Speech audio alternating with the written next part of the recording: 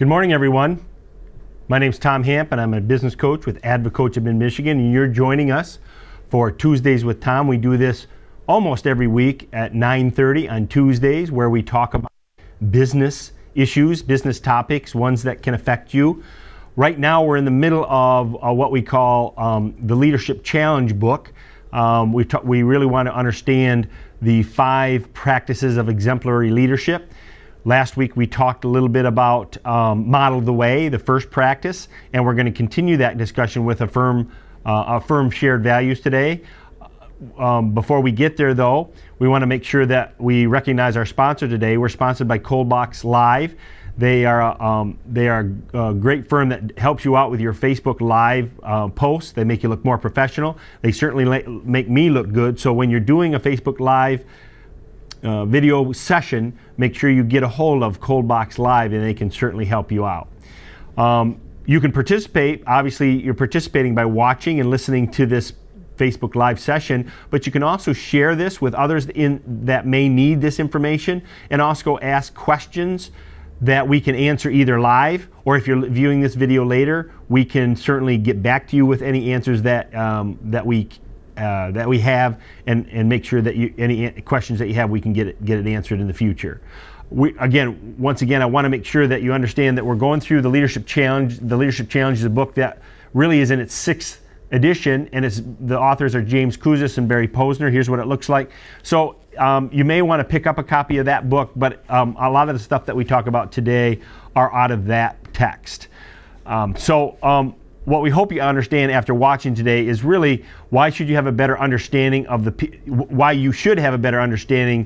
people that are following you as a leader, and then also how shared values are really the foundation of building productive and genuine working relationships. So last week we talked about Model the Way, the first practice of exemplary leadership, and finding your voice. Today we really want to talk about affirming shared values. So again, the 5 practices of exemplary leadership are Model the Way, which we're talking about, inspire a shared vision, challenge the process, enable others to act, and encourage the heart.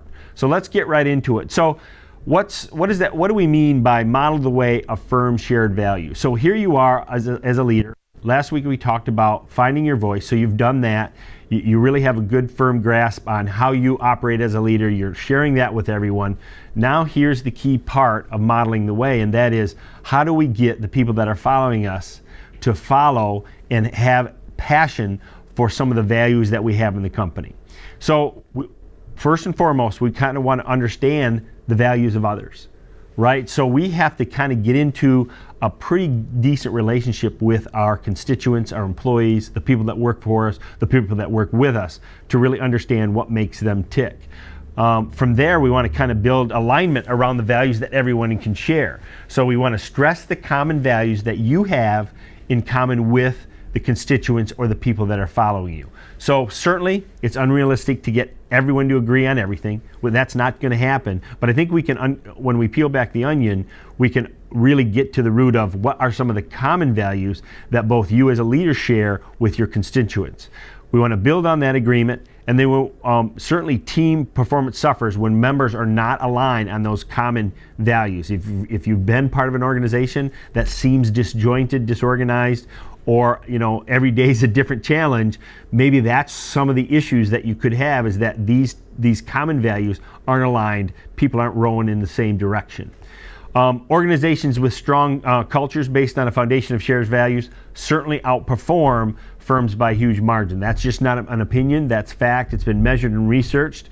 It says studies show that shared values foster heightened levels of motivation, intense feelings of personal effectiveness. It also promotes pride, high levels of company loyalty, so that really translates into lower turnover, teamwork, and also reduced levels of job stress and tension, which again really helps the overall culture of your business. So what we want to try to do when we're out there trying to affirm shared values is really give people a reason to care, get to know one another on a personal level. So that might be a little bit different than the way you were taught in your early business career, that as a supervisor, as somebody that's a leader, that we don't want to get to know somebody on a personal level because all kinds of strange things may come of that. We want to kind of keep our distance in case we may have to terminate somebody. But I think that's changing, or I think it should be changing in your business, is that we want to really understand what makes a person tick, how to motivate, what's important to them, so that we can help some of this common shared values. So one of the things that we currently do with business owners is that we want to tell them and help them spend more time on this personal relationship than they have in the past, to try to understand. And I'm not saying to go overboard with it, but again, are we asking good, solid questions of our constituents and the people that are following us, whether it's employees, whether it's in an organization where you have peers, to understand what makes them, what motivates them, what's important to them, and those types of items.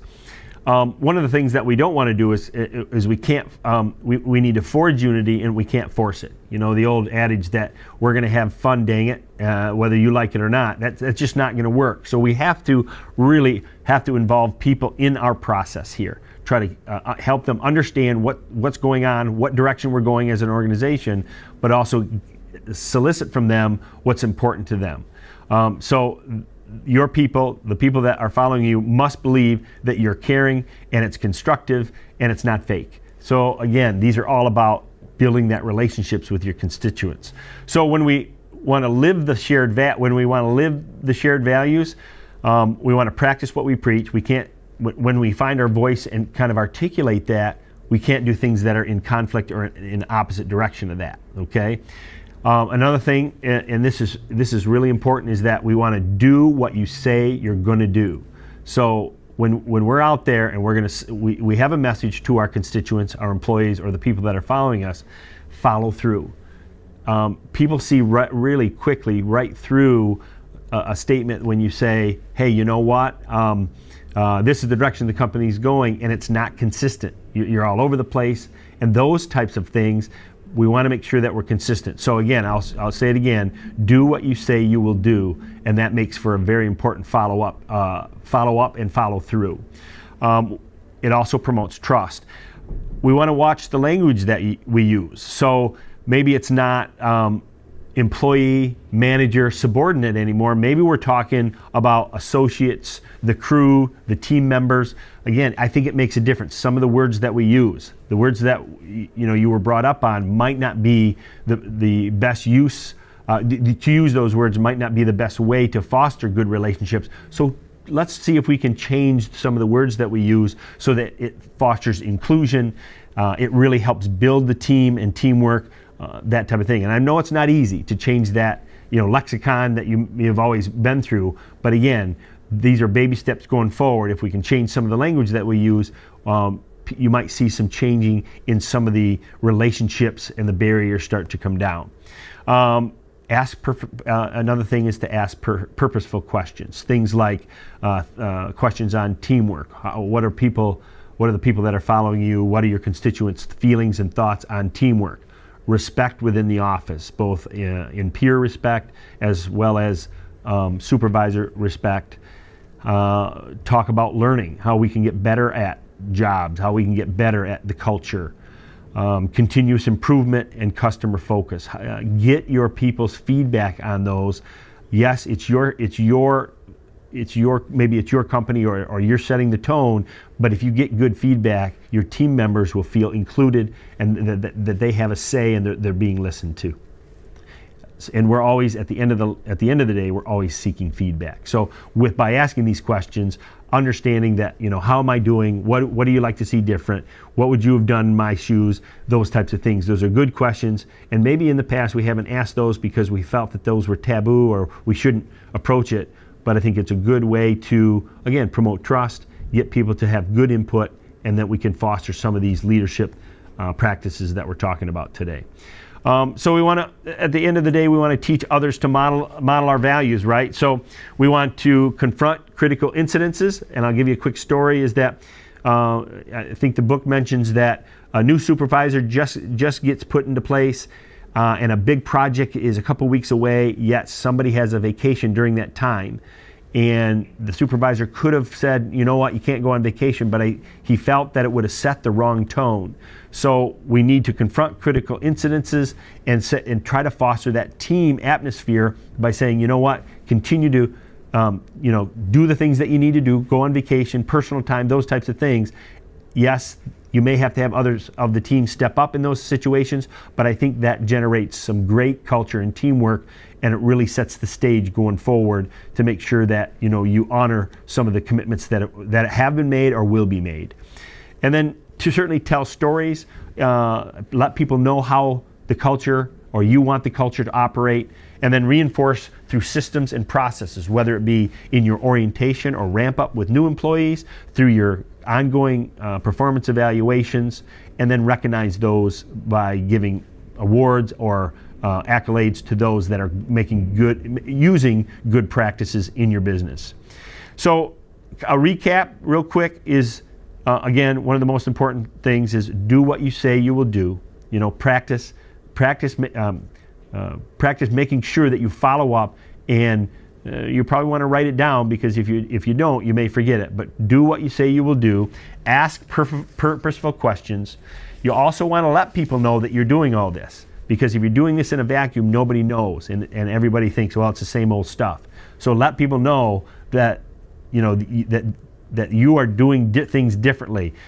If you have an announcement, or if you have a different direction for your company, make sure that people understand the direction. Meet with them, whether over a luncheon or one-on-one, but let people know that these are things that are being done differently now than they have in the past.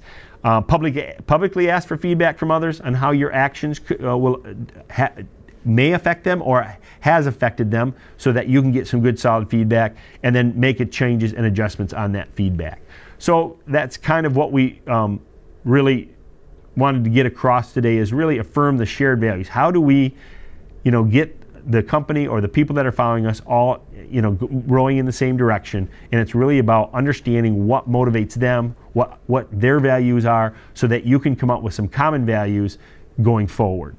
So next week on Tuesdays with Tom, we'll discuss the next practice of exemplary leadership, which is called Inspire a Shared Vision. So we certainly hope that you can join us then next Tuesday at 9:30. So thank you for joining us today. Again, my name's Tom Hamp. I'm a business coach with Advocoach of Mid-Michigan. This Facebook video session is called Tuesdays with Tom. I want to recognize our sponsor again, Cold Box Live. If you need somebody to make you look good when you're doing a Facebook Live video, make sure that it's Cold Box Live, because again, they can only do so much with me, but they can certainly make your Facebook videos look good. So make sure you use Cold Box Live for your Facebook Live sessions. So thank you so much, Cold Box Live. And then again, what we discussed today, the first practice of exemplary leadership, model the way, but the second part is called Affirm Shared Values, understanding who your followers are and what motivates them and how important their values are to you and your company. So thanks for joining us, and we'll see you next week.